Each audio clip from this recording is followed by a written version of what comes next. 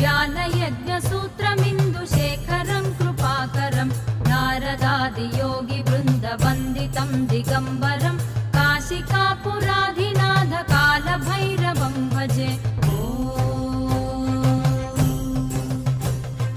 भानुकोटिभास्वरं भवाब्धितारकं परं नीलकण्ठमीप्सितार्थदायकं त्रिलोचनं कालकालमम्बुजाक्षमक्षशूलमक्षरं काशिकापुराधिनाथ कालभैरवं भजे।